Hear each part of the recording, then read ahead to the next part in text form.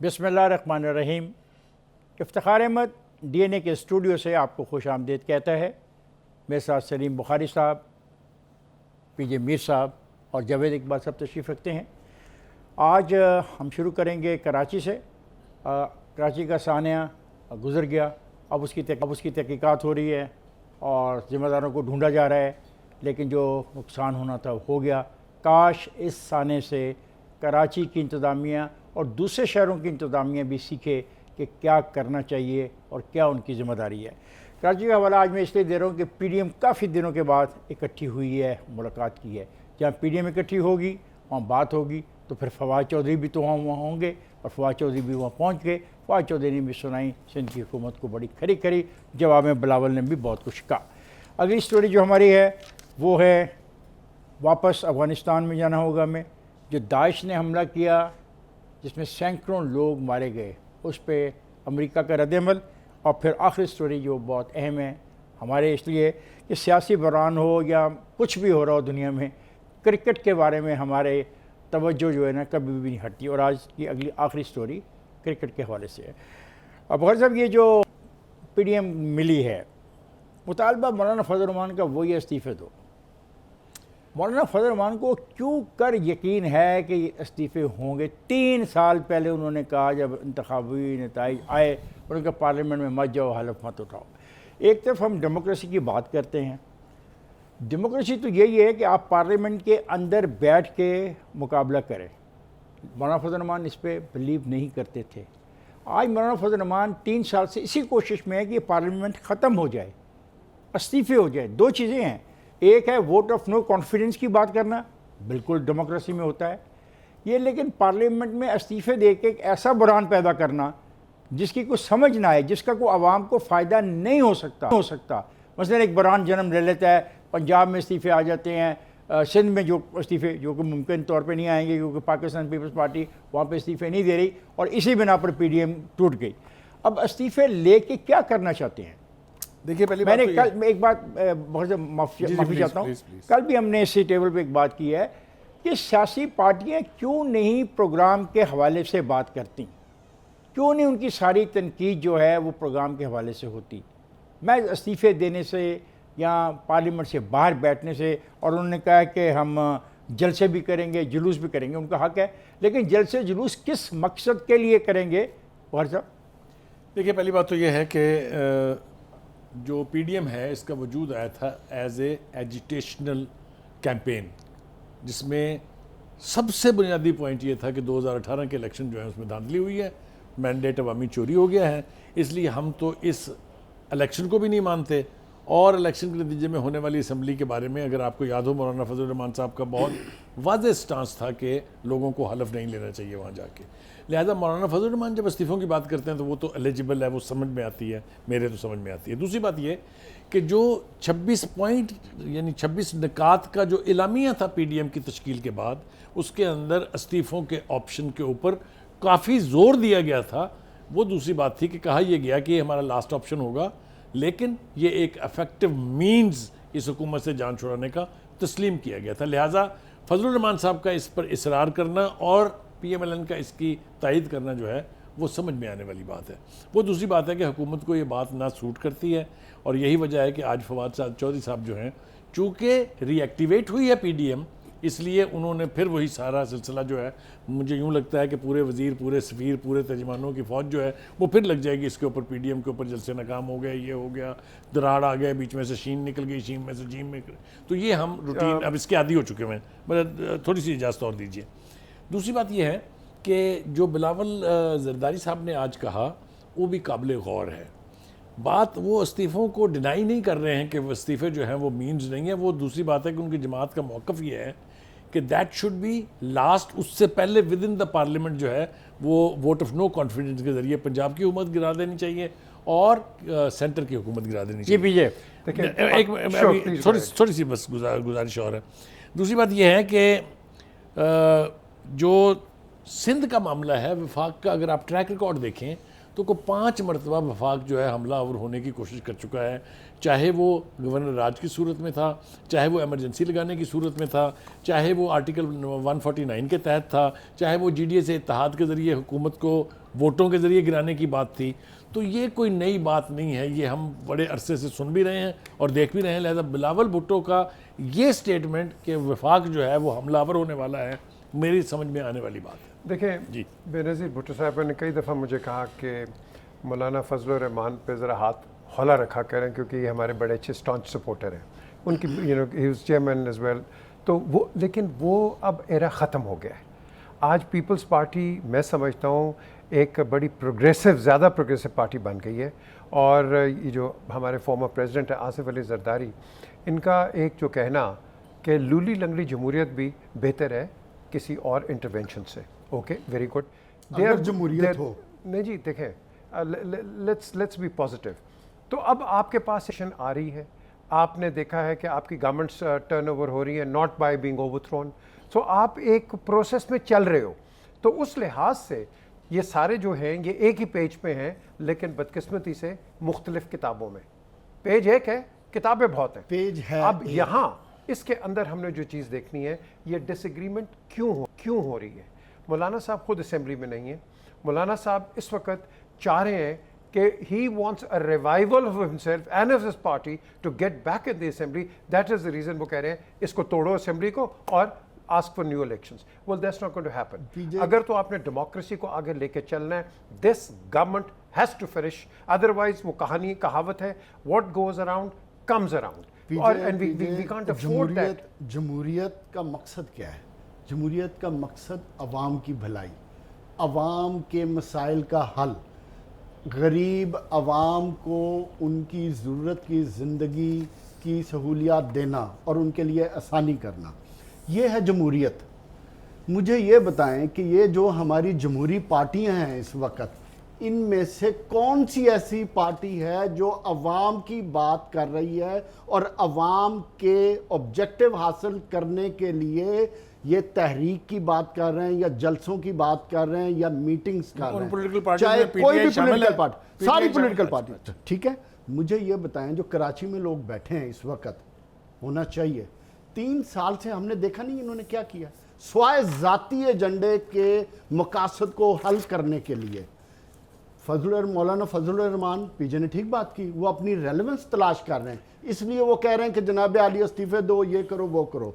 मुस्लिम league नून अपनी क़यादत के चक्करों में फंसी हुई, उनको तो ये नहीं पता कि हमने मुफाहमत की पॉलिसी लेके, एक सेकंड इफ्तिखार साहब, मुफाहमत की पॉलिसी लेके चलना, अवाम के अंदर जलसे जुलूसों में जाके सिर्फ अपनी पार्टी, अपने आने वाले जो हमारे मकासद हैं उनके हल के लिए। देखें, ये कोई पार्टी अवाम की बात नहीं कर रही, जिसकी आप बात कर रहे थे कि ये जलसे क्यों हो रहे हैं। एक बात जावेद है, अभी बिलावल ने एक बात की, बिलावल ने कहा है, बड़ा बेसिक एक सवाल उठाया, उसने कहा कि महंगाई की जो शरह है इस वक्त पाकिस्तान में, वो बांग्लादेश और अफगानिस्तान से भी ज्यादा। ये एक सियासी बात है, एक सियासी बात है और ये जेन्युइन है। और ये 3 साल से हो रही है, आज से नहीं है ये महंगाई। नहीं, आज से महंगाई नहीं है, तो वो तो बोल तो रहा है ना। मतलब मेरा एतराज़ ये है कि वो तैयारी नहीं करते, वो पॉलिटिकल बात नहीं करते, वो अवाम की बात नहीं करते।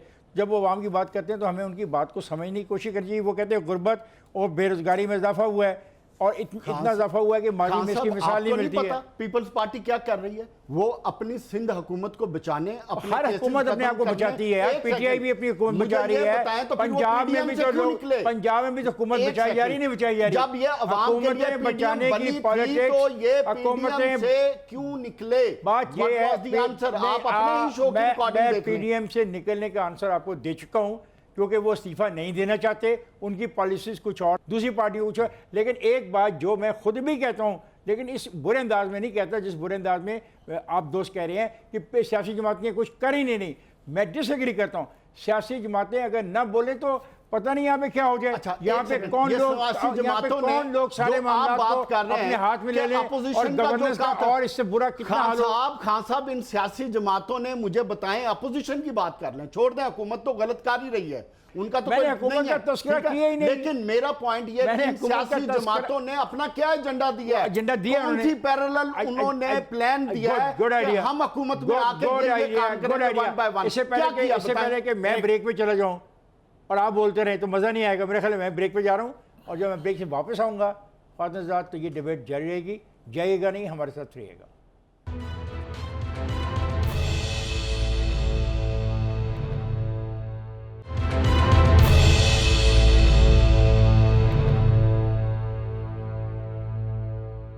वेलकम बैक ख्वाजा हज़रात। हम बात कर रहे थे मौलाना फजल रहमान के हवाले से, पीडीएम के हवाले से, फवाद चौधरी का तस्करा आया, बिलावल का तस्करा आया। फवाद चौधरी ने कहा कि जनाब बात यह है, ये लोग ऐसी बातें करते रहते हैं, कहने का को बहुत है, मुस्लिम लीग के लीडर का ही नहीं उनको पता लग रहा फवाद चौधरी साहब को। अब पीजे अब इसका मैं क्या कर सकता हूँ कि अगर फवाद चौधरी साहब को पता ही लग रहा। देखिए पता सबको होता है। नहीं वो कह रहा नहीं, वो कह रहा है, उसने कहा कि मुस्लिम लीग का नून का लीडर कौन है? नवाज शरीफ है और कौन है? You really think Shahbaz Sharif is the leader? You really He think never Maryam claimed is- himself. हाँ? उसे तो आप खुद नहीं आज तक कहा कभी। देखिए PMLN, let me be very clear. और उसने ये भी कहा है फवाद ने कि ये आखिरी दौर है पीपल्स पार्टी का। सर आखिरी जिसका हो अल्लाह के सियासी जो भी आए, बयानात है ना। जो ये सियासी बयान आता है। देखें PMLN without Nawaz Sharif is 0 - 0. Absolutely People's Party without Asif Zardari is 0 - 0. And Imran Khan without Imran Khan PTI is -0. There you So go. let's be very clear about it. ठीक है जी? Now the question arises, ये जो हम फवाद की बात करते हैं, opposition की बात करते हैं, देखो ऑपोजिशन का ओपिनियन है वो जो मर्जी कहे, रिस्पॉन्सिबिलिटी गवर्नमेंट की है। Government has to be in a responsible position to answer and counter it, not by being again in opposition. So इसके अंदर देखें, I want to come to थोड़ी a सी point. बात आपके अगले पॉइंट पे जाने जी। एक दो फिक्रे बस। बात यह है कि गवर्नमेंट की भी रिस्पॉन्सिबिलिटी है, अपोजिशन की भी रिस्पॉन्सिबिलिटी। नहीं, उसकी नहीं है। इन दोनों की नहीं दोनों बिल्कुल नहीं है। अपोजिशन की If you रिस्पॉन्सिबिलिटी understand है। democracy, डेमोक्रेसी में there is no अपोजिशन का काम जी, हुकूमत को absolutely आईना नहीं। दिखाना सारी है, बहस आईना दिखाना है। No, जो no, no, no. अवाम का आईना होगा बुखारी वो साहब, आईना नहीं बुखारी दिखाएगा साहब, तो The आप mandate कोई is कोई काम with नहीं the कर रही। government. The mandate is with the incumbent government. It is not with the opposition. जी बुखारी साहब, क्योंकि मुझे अगले सब्जेक्ट पे जाना है। सूरत हाल ये है कि ये जो दो हमारे दोस्त डिबेट कर रहे हैं, इसका तो जो नतीजा जो है सुनने वाले वो अखज़ कर लेंगे। बुनियादी बात यह है कि अपोजिशन का काम यह है कि हुकूमत जहां फॉल्टर करे उसको उसको आइडेंटिफाई करे, एड्रेस करे वो, हाईलाइट ओपिनियन करे। दे। मीडिया का काम यह है कि अगर वो सही है तो उसको सपोर्ट करे। Correct. This is how democracy works. Correct. But unfortunately हमारे यहाँ ये पहिया उल्टा चल रहा है, कुछ भी इन प्लेस नहीं है। हम सारे रिस्पॉन्सिबल हैं, मीडिया में भी, अपोजिशन भी और गवर्नमेंट भी। एंड दैट इज़ वाई आज ये सूरत हाल है कि पाकिस्तान का जो आम शहरी है वो उसकी मुश्किलात में इजाफा हुआ है, कमी नहीं हुई। बिल्कुल ये ठीक ख्वाजा बात हज़रात, की अब अगला जो सब्जेक्ट है वो है अफगानिस्तान के हवाले से। दाइश का हमला, सैकड़ों से ज़्यादा मारे गए और बच्चे, औरतें, बूढ़े, आप उनकी डेड बॉडीज़ का जो वो पिक्चर है नहीं देख सकते। कोई नॉर्मल आदमी नहीं देख सकता क्या हुआ वहाँ पे। खून है, लहू है, जिस्म के टुकड़े हैं। अमेरिका ने हज़्म महमूल कहा जी हमने तो बदला ले लिया। कहाँ बदला लिया जी? उन्होंने कहा जी निंगरहार के करीब हमने एक हमला किया है और उस आदमी को मार दिया है, जिसके बारे में अमेरिका का ख्याल है कि वो इसमें शामिल था। एक तो अमेरिका का ख्याल जो है ये बाज़ का बहुत गलत साबित हुआ है। पिछले 20 साल में अमेरिका के ख्यालात बड़े गलत साबित हुए। उन्होंने इन ड्रोन अटैक की बिना पे इस इलाके में हज़ारों लोगों को मारा। तो इसको मानना कि दाइश का आदमी मरा ही नहीं मरा, ये तो जब तारीख में किताबें लिखी जाएंगी तो बात होगी। आप एक किताब पढ़ रहे थे आज पीजे जी, वो अफगानिस्तान के हवाले से क्या अपडेट क्या हो सकती है? देखिए जी, ये बड़ी ये सी किताब एक है। मिनट, एक कहा जा रहा है कि शायद ये तालिबान और दाइश का झगड़ा ऐसे ड्रामा है और नहीं है, वो क्या खेल क्या है? देखिए इसके अंदर एक ओपिनियन दी जा रही है कि शायद ये डबल गेम करके, बड़ी गेम बना के ये पाकिस्तान के न्यूक्लियर एसेट्स पे आए। इस वक्त आपने एक फिगर दी थी बुखारी साहब के कितने उनके helicopters, gunships and of course armament 65 fighter मुझे ये प्लेन्स, बताएं, 165 हेलीकॉप्टर्स। वो देयर यू आर नाउ। इतनी बड़ी आर्मामेंट छोड़ के एक रेबेलियस एरिया के अंदर, what is the idea of that? कोई ना कोई तो 1600 आर्म्ड पर्सनल व्हीकल्स जो बैठे हुए नहीं जी, एंड ट्रेन और पीपल रात को देखने वाली एंकें, यूनिफॉर्म, बुलेट्स, न जाने क्या क्या, और किसके लिए छोड़ के आए हैं? ये अहम सवाल है। ये पीजे जी। उसके अलावा $83 billion have been spent in the Afghan war alone on the combat forces. मैं आपको फिगर देता हूं जी कि इस वक्त $1,870 पर ईयर एक सिपाही को देते हैं। अच्छा, इसकी एलोकेशन क्या है? इसकी आप अंदाज़ा नहीं लगाएंगे। पुलिस ऑफिसर उसको ट्रेन करने के लिए $30,000, ठीक है। अच्छा जी, ओवरऑल इनको पैसा कितना मिला? अब आप कैलकुलेट होगा क्या? अब होगा क्या? एक सेकंड सुन ले। $3.5 billion a year they've been spending on the forces in Afghanistan. अब इसका एक जो अब आउट जो इसका रिफ्लेक्शन आ रहा And है this all वो money सब was कह रहे हैं spent to surrender. सर ये आ रहा है Afghanistan will be a liability, Afghanistan will be a liability For whom? देखें for For whom? Central Asian states For us also? and for us. पीजे जरा मुझे ऐसा खान साहब Yeah, yeah. दो बातें। First of all, who created Daesh? है किसी को याद? It was America. आपके अंकल्स हैं, uncle Tom. Uncle Tom plus हमारे एक मुसलमान दोस्त Yes, भी yes. Anyway, पहले क्रिएट किया और फिर दावा किया कि हमने उनका वजूद जो है वो खत्म कर दिया है, और फिर हमें अब वो बता रहे हैं कि नहीं वो तो है, और हमने तो उनका एक बंदा भी मार दिया है। अच्छा ये मुझे बताएं, आप कंटिन्यू करें। उसके पास पासपोर्ट पड़ा था दाइश का कि उसको उधर ऊपर से देख के मार दिया? देखें वो वो कहेंगे कि हमारी उसी ये नहीं वो नहीं कहेंगे हमारे पास इतनी सलाहियत है, ये उसी अमेरिकन्स के- का ये दावा तो 20 होगा। साल ये कहाँ उसी गए? गेम प्लान का हिस्सा है जिसकी तरफ आपने इशारा किया है। देखिए, इस तबाही का सबसे बड़ा एक इंडिकेटर जो है वो ये है कि जितने ऑन गोइंग प्रोजेक्ट्स थे इस पूरी रीजन में, it is not America failing, all projects have been failed. Yes. And God save, God bless our CPAC. That is also one of them, जिसके खिलाफ साजिश है, आलमी साजिश है। वो चाहे अमेरिका हो, चाहे वो भारत हो, चाहे वो इजराइल हो, उनको बहुत तकलीफ है, पेट में मरोड़ उठते हैं। एक बात तो ये करनी थी। दूसरी बात ये थी कि मुझे डर ये है कि दाइश के पीछे जाने का जो ऐलान किया है जो बाइडन ने, will Hunt them and make them पे फॉर इट। वो कहीं रास्ता निकलते निकलते मेरे मुल्क की सरजमीन में दाखिल ना हो जाए, मुझे इसका बहुत खतरा नहीं, अगर है। दाइश आपके पास है तो वो मारेगा। देखें, दाइश अगर दाइश आपके पास है तो दाइश क्या मारेगा वो? खान साहब, वो दाइश किसको समझते हैं ये तय करना बहुत मुश्किल होगा, इसलिए कि आप देखें जमातें जो कश्मीर की जद्दोजहद आज़ादी की हमायत करती थी, मिसाल के तौर पर जमात उद-दावा, क्या कसूर है जी मौलाना हाफिज सईद का?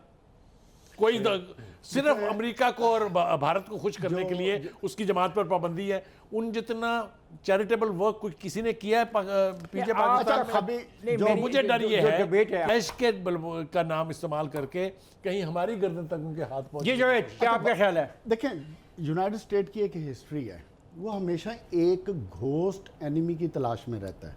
अगर हम थोड़ा सा पीछे चले जाएं, इराक में उन्होंने क्या किया, लीबिया में उन्होंने क्या किया, सीरिया में उन्होंने क्या किया, और इसी तरह अफगानिस्तान में फाइनली 20 साल उन्होंने क्या किया, उसका डोनाल्ड ट्रंप का इंटरव्यू देख लें। उसने क्या कहा कि जो कुछ हमने 20 साल में किया, हमारी तारीख का ये सबसे बड़ा ब्लंडर है हमारे पास, और उसी में उसने सोल्यूशन दे दिया, और उसी सोल्यूशन पर अब अमेरिका आ रहा है। उसने सोल्यूशन क्या दिया कि हमारे पास इतनी एयर पावर है कि हमें ज़रूरत क्या है अपनी फोर्सेस को वल्नरेबल करने की और लैंड करने की।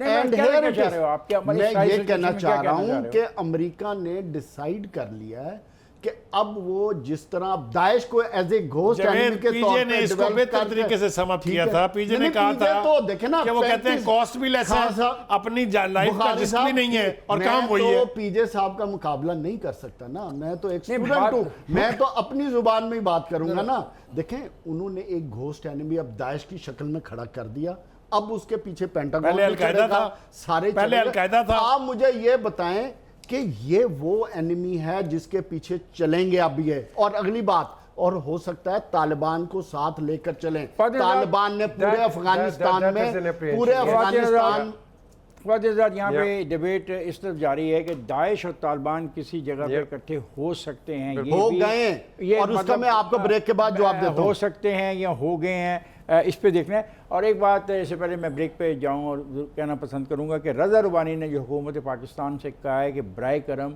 अफगान सूरत हाल पर अपोजिशन को कॉन्फिडेंस में लिया जाए, पार्लियामेंट के साथ बात की जाए, अरकान असम्बली से बात की जाए, सेनेट से बात की जाए, अच्छी बात। क्योंकि ये ज़रूरी है, क्योंकि जो डेवलपमेंट हो रही है वो बड़ी ख़तरनाक भी हो सकती है। मैं जा रहा हूँ ब्रेक पे, जाएगा नहीं, हमारे साथ रहेगा।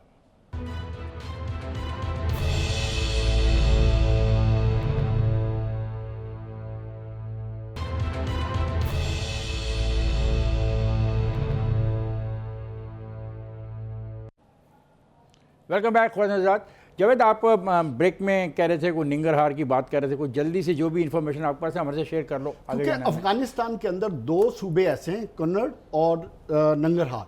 इधर दाइश मौजूद थी, अभी जब इन्होंने इन सूबों को क्लियर किया है तो उन्होंने दाइश के एलिमेंट्स को इधर से मार भगा दिया। अब इस वक्त अफगानिस्तान की सिचुएशन ये है कि after this airport attack Afghan हुकूमत ने, जो इस वक्त मौजूद है, जैसी भी हुकूमत है, उन्होंने अपने तमाम सूबों में इंस्ट्रक्शन दी हैं कि दाइश के एलिमेंट्स के को फॉलो अप किया जाए। और उसी सिलसिले में देखें उनकी एक बड़ी एफर्ट है जो अमेरिकन के साथ मिलकर वो करना चाहते हैं। जो पहले मैं बात कर रहा था प्रॉक्सी वॉर की, तो वो यही वो प्रॉक्सी वॉर है जो दाइश की शक्ल में इमर्ज होगी। यही फ्यूचर एनिमी होगा अमेरिका का भी, और जो उनका ऑब्जेक्टिव है इसी के तहत वो इस रीजन को डिस्टर्ब करेंगे। और से ब्रेक मार लेना। अच्छा, मैं ये आपको कह रहा हूँ, आपसे मुझे सवाल है सारों से, तीनों से।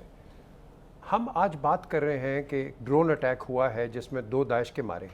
ये ड्रोन वो कहते हैं मिडल ईस्ट से फ्लाई किया है। ये किस एयर स्पेस से आया है उधर, मुझे बताएं आप। साहब सर, इस्लामी रियासत होगी? नहीं सर, कौन सी इस्लामी रियासत? कोई इस्लामी रियासत कोई भी, ठीक है। इसको परमिशन किसने दी है अपने? यार ये पीछे जो बात कर रहा है इतनी खौफनाक है, आप उसकी खौफनाकी को समझे वो क्या तो ठीक कह रहे हैं ना, अमेरिका ने अच्छा, अपना वर्ल्ड ऑर्डर लगाने ही लगाना। अगर आप मुझे इजाजत दें, देखिए आप इसको चैलेंज कौन करेगा? रीजनल वर्ल्ड ऑर्डर जिसकी हमने पहले बात की, अगर वो यूनाइट हुए तो उसे चैलेंज करेंगे। एक बात आपने खूबसूरत कही, मैं उसको जरा एंडोर्स कर लूं अगर आप इजाजत दें मुझे, तो वो ये है कि अमेरिका को एक घोस्ट एनिमी चाहिए होता है। Go back to Vietnam, go back to Vietnam, तो कम्युनिज्म के एक्सपोर्ट हो रहा है दुनिया भर में, was the reason. Go back to Iraq, weapons of mass destruction. Go back to Afghanistan, earlier that was al Qaeda and now Daesh. सो इस reason में उसको रहना है, उसी को प्रियम्प्ट करने के लिए जिसकी तरफ आप रीजनल पावर की बात कर रहे हैं। जो नया ब्लॉक बनने की बात है, चाहे वो चाइना है, रशिया है, पाकिस्तान है, टर्की है, ईरान है, उसकी तकलीफ तो है ना। उसकी तकलीफ सिर्फ अमेरिका को नहीं है, उसकी तकलीफ हिंदुस्तान को भी है। उसकी तकलीफ इन्होंने एक ऑब्जर्वेशन की है कि Islamic country, sir Islamic country नहीं है ये, इंडिया के ऊपर से फ्लाई होके उधर गया है। चलो ठीक है, India will do everything. India will do everything. बहुत अच्छी बात है पीजे, ये आपकी इन्फॉर्मेशन है और इन्फॉर्मेशन आपने दोस्तों के साथ शेयर की। क्योंकि ये सेगमेंट ये जो ख़त्म होने वाला है, मैं एक बात कहना चाहूँगा। तालिबान ने फिर मुझे कहा है, मुझे जैसे लोगों को, हम सब मिलकर एक निगरान हुकूमत बनाएंगे। जितनी जल्दी निगरान हुकूमत वो बना लें उनके लिए भी बेहतर है और इस पूरे खिते के लिए बेहतर है। उसमें प्रॉब्लम आ रही है ना, ताकि ये मामला और उलझ ना जाए, क्योंकि ये अगर उलझ गया तो इस इलाके में फसाद और बढ़ेगा। मसलन इस वक्त अफ़गानिस्तान में एक और ख़तरा है, वो कैद का ख़तरा है। हालांकि हुकूमत पाकिस्तान अपनी जो बैनुल-अक़वामी ज़िम्मेदारी है, जो अफगान ट्रांजिट ट्रेड है, उस पर तो अमल कर रही है। चमन के बॉर्डर से लोग आ भी रहे हैं, कारोबार हो भी रहा है और कारोबार जारी भी है। लेकिन जो फूड एंड फार्मिंग बॉडी है अक़वाम मुत्तहिदा की, उसने एक रिपोर्ट में कहा कि 14 मिलियन अफराद जो हैं वो फूड इनसिक्योर इस वक्त हैं। उसका ये कहना है कि आधी से ज़्यादा आबादी जो अफगानिस्तान की है वो खतरे गुर्बत से नीचे जा चुकी है। तो इन हालात में खुद सोचना चाहिए तालिबान के तमाम लीडरों को कि भाई तुम अपनी कौम को कहां तक ले जाना चाहते हो। नॉट ओनली तालिबान, ये जो एक सेकंड नहीं मैं ऐड कर दूं जो आपका क्वेश्चन है, it is not Taliban, it is the duty of the world community जो अपने आप को ह्यूमन राइट्स के चैंपियन कहलाते हैं। भाई साहब मेरा रोना हो रहा है। जितनी नेटो फोर्सेस वहां रही, अमेरिकन फोर्सेस वहां रही है ना, आज और खाने पीने की तमाम चीजें तो पाकिस्तान से जाती थी और हैं और ज्यादा रही हैं। अगर एक दिन के लिए बंद हो जाए यहां से सप्लाई जाना, you know what kind of a crisis will be there in Afghanistan. So उनको जिंदा रखने के लिए सबसे बड़ा रोल पाकिस्तान का है कि अपने, चूंकि बेपनाह मिकदार चली जाती थी अफगानिस्तान तो कीमतें बढ़ती थी नेचुरली, हमने वो सब कुछ सस्टेन किया। सो लाइफलाइन इज पाकिस्तान। लेकिन बात यह है कि आप इन वेस्टर्न कंट्रीज की हिपोक्रेसी देखें कि वो जैसे ही तालिबान खुद लेके आए हैं एग्रीमेंट के तहत पावर से, उनकी तमाम जो असिस्टेंट्स हैं, सपोर्ट है, इमदाद सब बंद कर दी है। Lifeline is Pakistan. कंडीशन लगा दी है एबीसी ये काम करेंगे तो, और भाई उनको कुछ करने को दो ना, बाद में ये बात करना। We have to go forward. देखें जो आपने बात की है, मैंने जैसे पहले कहा पुश कम्स टू क्रंच इधर से आएगा। उनको लाइफलाइन उनकी इन द सदर्न पार्ट हमेशा से रही है, हमेशा से रही है। और ये नहीं आज नहीं, सदियों से सदियों से बिल्कुल अब ठीक। वो यहाँ से चीजें ले जाते हैं ट्रकों में, फिर यहीं पे लाके बेच देते हैं। ये भी उनके वो कारोबार अफगान का ट्रेड हिस्सा की है। बात ये है, भी वो आपको ट्रांजिट ट्रेड है। जी हाँ, उसी की मैं बात कर पुराना रहा हूँ। ट्रेड ने मगर 79 खाने पीने की चीजें सारी पाकिस्तान से जाती सिर्फ हैं। ये एक जाएंगी, बात आइंदा भी जाएंगी। डेली टेलीग्राफ आज छपा है, कितने अफगानी मरे हैं बुखारी साहब, कितने शहीद हुए हैं इस सुसाइड में? 100 से ऊपर। और अमेरिकन कितने? टोटल 14। अफगानियों का कहीं जिक्र भी नहीं है, सिर्फ 14 अमेरिकन मैरीन्स का जिक्र है। वो यार उनका उनका नहीं है, मीडिया है। तो फिर वो इस इलाके के मामे लगते बाबा हैं। आपसे नहीं, उन्होंने कहा ना भाई, आप ही ने बुलाया था। हाँ। आप ही मामे तो बने अब थे, चले जाए ना, आप ही मामे हमने बने तो थे। नहीं बुलाया। आपको रूस बहुत तंग कर रहा था, आप रूस का रास्ता रोक रहे थे गर्म अभी पानियों कौन का। सा रूस था? आपके सारे के सारे 2001 में आपके कौन सा सारे रशिया अदारे था? आपके सारे अदारे मिल गए थे। ये उसकी हाँ साहब, 2001 जुमला में ब्रेक कौन सा था? कंटिन्यूटी है, उसकी कंटिन्यूटी है। ये उस जंग सद्दाम की एक continuity जुमला है जो ब्रेक। आपने इराक में किसने खुद बुलाया invite- था? खुद invite- मैं लीबिया अफगानिस्तान में की बात किसने कर रहा हूं। बुलाया था? मैं- सीरिया मैं- में किसने बुलाया था? आप लोगों ने, अफगानिस्तान में आप 2002 में मुसलमानों ने किसने हमेशा बुलाया? मांग की है। एक जुमला मुझे कहने दें गोर्बाचोव का। प्लीज लेट मी क्लियर, ये पॉइंट क्लियर करने दो। अफगानिस्तान में आज जो हो रहा है और इस खिते में जो आज हो रहा है, पाकिस्तान के वो हुक्मरान जिम्मेदार हैं जिन्होंने माजी में गलत फैसला किया और अमेरिका के इशारे के ऊपर एक ऐसी खौफनाक खेल खेली, एक बड़ी ताकत को तोड़ने की।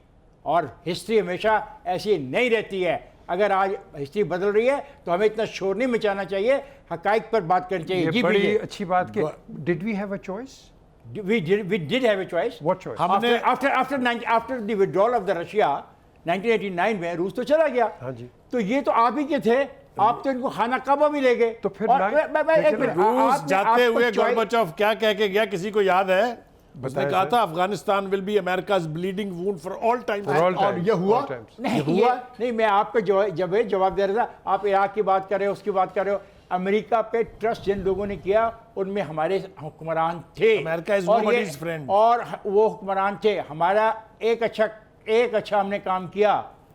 कम से कम इराक की वॉर में हम फ्रीक नहीं बने, और मैं समझता हूँ हमने बहुत सही फैसला किया। यमन नहीं, में भी। अभी भी और अब यमन की अफगानिस्तान के मामले में भी और यमन की वॉर में भी हम फ्रीक नहीं बने।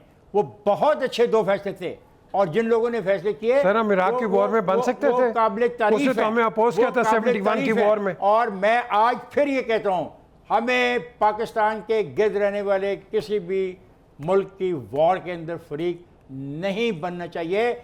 हम ही सीख लें। मैं जा रहा हूँ ब्रेक पे, जाएगा नहीं, हमारे साथ रहेगा।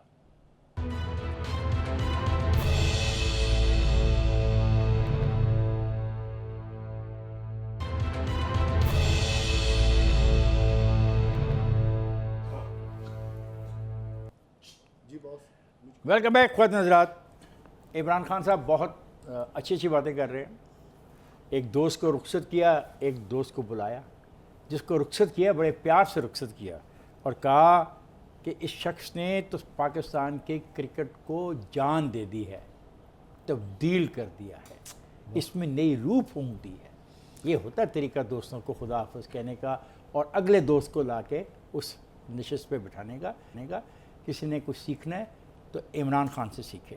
इमरान खान ने कहा है कि पाकिस्तान में पहली मर्तबा रीजनल डोमेस्टिक क्रिकेट का ढांचा खड़ा करने और आलमी क्रिकेट में पाकिस्तान की वापसी एहसान मानी को मैं तहसीन की नज़र से देखता हूँ, शाबाश देता हूँ। सही बात है।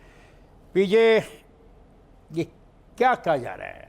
और आज तो उन्होंने कहा जी वो स्कूलों में क्रिकेट होगी, 15 सितंबर से बस सारे स्कूल में क्रिकेट होगी। तो मेरा एक सवाल है पीजे कि खैबर पख्तूनख्वा में 8 साल से हुक्मरान है, तो 8 साल से वहाँ पे कितने स्कूलों में क्रिकेट का मुजाहरा हुआ और क्या वहाँ पे ज़रा आप बात। मैं आपको सेगमेंट वाइज सेगमेंट बताता हूँ। देखें, नंबर 1, क्रिकेट पाकिस्तान में कभी भी तरक्की नहीं कर सकती जबकि आपके हर घर के अंदर एक स्कूल खुला हुआ है, उसके पास ग्राउंड कोई नहीं है, आपका बच्चा इस पे टेलीफोन पे लगा हुआ है, टैबलेट्स पे लगा हुआ है, उसने क्या स्पोर्ट्स खेलनी है? आप स्क्वॉश पे नंबर 1 पे थे, आप हॉकी पे नंबर 1 पे, आप क्रिकेट पे नंबर 1 थे, आज कहाँ बैठे हो आप? इसलिए कि ये तुक्के से हमारे पास लोग आ जाते हैं या क्रिकेट एकेडमी में चले जाते हैं। वो कराची में मोइन ने खोली है, लाहौर में हमारी पीसीबी की, वहाँ से कोई आ जाता है स्काउट करके। हमारा स्काउट सिस्टम इज़ इनइफेक्टिव। हम गरीब आदमी को वो इम्पोर्टेंस देते नहीं है। ये वसीम दुआएं दे जावेद मियादाद को कि वसीम को ले आया, वकार को ढूंढ लिया इधर उधर उसने करके वो आगे लड़के लेके आया। देखो, आपका जब तक ग्रास रूट इंफ्रास्ट्रक्चर, जब स्कूल्स के अंदर ग्राउंड्स नहीं होंगी तो क्रिकेट कहाँ से आएगी? क्रिकेट तो एक आम गरीब बच्चा अफोर्ड ही नहीं कर सकता। 40-50 हज़ार रुपए का बैट, 2-2.5 हज़ार रुपए का क्रिकेट बॉल, वो कहाँ खेलेगा वो? सो एक दूसरी चीज़ ये है कि हमने कभी भी क्रिकेट बच्चों को इनकरेज नहीं किया, मैं सिवाय नसीम अशरफ के बोर्ड पे। पीजे मैं एक बात शेयर करना चाहता हूँ अपनी। हम जब स्कूल में पढ़ते थे तो हमारे जो टीचर्स थे, जो हमारे क्लास टीचर, फिर हेडमास्टर जो होता था, वो इन खेलों में खुद दिलचस्पी एसोसिएशन होती थी। नहीं, पहले तो खुद स्कूल में दिलचस्पी लिया करते थे, हमें ग्रो करते थे, हमें सिखाते थे। और चंदा वंदा भी बहुत सारा हमारे पास एक स्कूल फंड होता था, उस स्कूल फंड में से कुछ पैसे इस मकसद के लिए भी दे दिए थे। उस ज़माने में स्कूलों में ग्राउंडें भी थी। अब तो खैर ग्राउंड का तस्वर जैसा आपने कहा रह नहीं गया, क्योंकि पैसा ज़्यादा इंपॉर्टेंट है, ग्राउंड ज़्यादा इंपॉर्टेंट नहीं है। तो ये जो बात आप कर रहे हैं स्कूलों की, तो माजी में तो थी, कोई नई बात तो नहीं करी प्राइम मिनिस्टर ने। नहीं जी, ये जो ग्राउंड्स हैं मैं आपको बता देता हूँ, 7 टॉप ग्राउंड्स बनाई हैं। देखो, जहाँ जिसका ड्यू है उसको दो। अगर तो आपने ईमानदारी से बात करनी है और मुनाफकत नहीं करनी, आप सही बात करो। PMLN की गवर्नमेंट ने पंजाब में 7 टॉप ग्राउंड्स बनाए, गुजरावाला, रावलपिंडी, इसके बाद हनीफ अब्बासी जो है वो हनीफ उसके अब्बासी अंदर ने किया इंस्ट्रूमेंटल था। एंड ज़हीर अब्बास, दोनों, हनीफ अब्बासी एंड ज़हीर अब्बास, इन दोनों ने किए। 109 ग्राउंड्स का प्रोजेक्ट था, जिसमें हॉकी, स्क्वॉश का भी था, सारा था। खैर वो नहीं चल सका, गवर्नमेंट चेंज होगी। द क्वेश्चन इज, हमें कंटिन्यूटी पॉलिसीज़ पे, और यहाँ मैं क्रेडिट दूंगा आज PTI को कि पंजाब गवर्नमेंट जो PTI की है, ये PMLN की जो पॉलिसीज़ हैं उनको आगे लेके चल रही है। ये जो एहसान मानी की बात कर रहे हैं, ये कंटिन्यूटी पॉलिसी है। जिस एहसान मानी की आपने इतनी तारीफ की है इमरान खान ने, आपकी उसने रीजनल क्रिकेट और डिपार्टमेंट की क्रिकेट को ख़त्म कर दिया था। एहसान मानी साहब से पहले 16 रीजन थे और आपके डिपार्टमेंट्स की क्रिकेट होती थी, उन्होंने 16 को कम करके 6 रीजन बना दिया। अब मुझे बताएं, अच्छा काम किया ना? और नहीं अच्छा 16 से 6 पे आ गया। 16 में से जिन बच्चों को एक्सपोजर मिलना था, चांस मिलना था, वो 6 में से कहां मिलेंगे? आपका तो स्ट्रक्चर ही खत्म हो गया। और दूसरा, अब जो करने जा रहे हैं, असल में जो असद अली खान साहब को उन्होंने सेलेक्ट किया है, जो पहले भी मेंबर थे, अब वो करने ये जा रहे हैं जो ऑस्ट्रेलियन क्रिकेट बोर्ड का और न्यूजीलैंड क्रिकेट बोर्ड का जो स्ट्रक्चर है, उसको पाकिस्तान में लाना चाह रहे हैं। कितनी सी बात है यार, इतने पढ़े लिखे, इतनी पढ़ी लिखी कौमों का स्ट्रक्चर लेके आ रहे हैं और आपको पसंद नहीं है। इधर हमारे गरीब लोग क्रिकेट खेलते हैं, हमारे इधर बड़े लोग नहीं क्रिकेट, वो लोग खेलते हैं जिन बेचारों के पास रोजगार नहीं होता। कुछ ये कहना चाह रहे हैं, ये इनको शामिल कर लें, और जब शामिल कर लें फिर। जी देखिए, गुजारिश ये है कि जब हम इस प्रोग्राम की मीटिंग कर रहे थे, अगर आपको याद हो, हमारे डायरेक्टर प्रोग्राम है खुर्रम कलीम साहब, उनका एक पॉइंट जो है वो थोड़ा सा अंडर स्ट्रेस रहा है यहाँ, वो है स्कूल क्रिकेट। स्कूलों के जो हेडमास्टर्स होते थे, वो होते थे उसके पैटर्न चीफ अपने अपने स्कूल में, और स्कूलों के टूर्नामेंट जिसमें कंपटीशन होता था। मुझे अच्छी तरह से याद है, सेंट्रल मॉडल स्कूल फैसलाबाद, अगर आपको याद हो, उसने कैसे कैसे क्रिकेटर्स दिए। वो थी नर्सरी बेसिकली। उस नर्सरी को तो हमने कह दिया खुदा हाफिज़, नंबर 1। नंबर 2, हमारे यहाँ जब इमरान खान साहब तशरीफ लाए तो जनरल फीलिंग ये थी कि क्रिकेट जो है वो अब बेहतरी की तरफ जाएगी, positively, because he is a cricketer. अभी भी जो रमीज़ राजा को लाने का फैसला मेरे नज़दीक, as a very small cricketer, I have also played cricket, वो ये है कि एक क्रिकेट खेलने वाला ही समझ सकता है कि इसके अंदर किस चीज़ की ज़रूरत है। Do you agree with cricketing skill के अलावा आपके अंदर एडमिनिस्ट्रेटिव स्किल भी चाहिए। देखें, रमीज़ ने क्रिकेट कहाँ से शुरू की है पता है आपको? मिनी मार्केट से। ये मिनी मार्केट में 10-10 टेस्ट क्रिकेटर्स खेला करते थे, ये गुलबर्ग के अंदर, ठीक है? सर्विस क्रिकेट क्लब होती थी, सब लड़के इस तरह निकलते थे। उसके बाद LCC का स्टेडियम बना, उसके बाद ग्रेजुअली हमने इम्प्रोवाइजेशन की। जिमखाना में होती थी, लेकिन मुरीद के में बहुत बड़ी, मुरीद के में उधर ये शुजात हैं, लंदन से हैं, बर्मिंघम से, उन्होंने लाहौर कंट्री क्लब खोला उधर।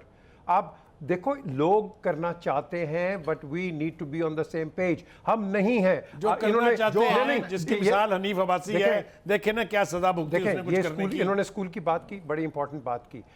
आपके पास वो इंफ्रास्ट्रक्चर नहीं है कि जब मैंने इनको सजेशन दी, बल्कि पिछले गवर्नमेंट को दी, मैंने कहा यार ये जो ग्राउंड्स है ना, आप जो इम्प्रोवाइज कर रहे हैं, ये छोटे स्कूल्स हैं, इनमें से बच्चे बड़े क्रिकेट खेलेंगे, आप टाइम शेयर कर दो कि एक दिन एक स्कूल आएगा, एक दिन दूसरा आएगा, तीसरा आएगा, और लड़कों को क्रिकेट मिलेगी। सिर्फ एक काम कर लें, स्कूल की क्रिकेट शुरू करा दें, कॉलेजेस की करा रहे हैं, कॉलेजेस की शुरू करा दें, डिपार्टमेंट्स शुरू करा दें और रीजनल जो 16 आपके रीजन थे उनको बहाल करके चला लें, आप देखिएगा बड़ा टैलेंट आएगा और क्रिकेट भी बेहतर हो जाएगा। देखो ये आपने क्रिकेट की बात की, गवर्नमेंट कॉलेज का जो मुकाबला होता था अपना हमारा इस्लामिक कॉलेज से होता था। इस्लामिक कॉलेज इस्लामिक से, कॉलेज के सिविल- साथ आप यकीन करें कि मंटो पार्क में तिल रखने को जगह नहीं होती थी, लोग जा रहे होते थे और मुकाबला होता था। मैं जहाँ पे पढ़ा हूँ सेंट वर्ल्ड स्कूल का मुकाबला खुजाना गेट से जो होता था वो भी देखने वाले होते थे।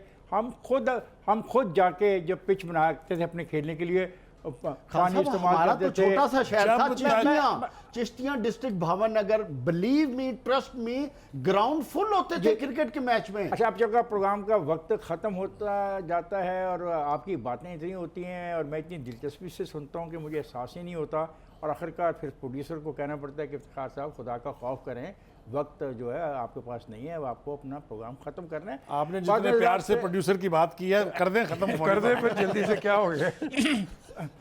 ख्वातिरजात, मैंने भी क्रिकेट की पिच खुद बनाई है। दोपहर को अपने वालिद मरहूम से झाड़ें भी पड़ती थी, हम पिच बनाया करते थे, पानी लगाया करते थे, क्रिकेट खेला करते। सब कुछ ख़त्म होता जा रहा है पैसे दौलत की वजह से, प्रोग्राम भी कर दो ख़त्म। और समझ आ रहे हैं कि मुझे ये भी कह दिया गया अब आप प्रोग्राम भी ख़त्म कर दें। मजबूर हूँ, बड़ों की बात माननी पड़ती है। तो ख्वातिरजात, आज का प्रोग्राम ख़त्म होता है, मुझे और मेरे साथियों को इजाज़त दीजिए, कल मुलाकात फिर होगी। खुदा हाफिज़।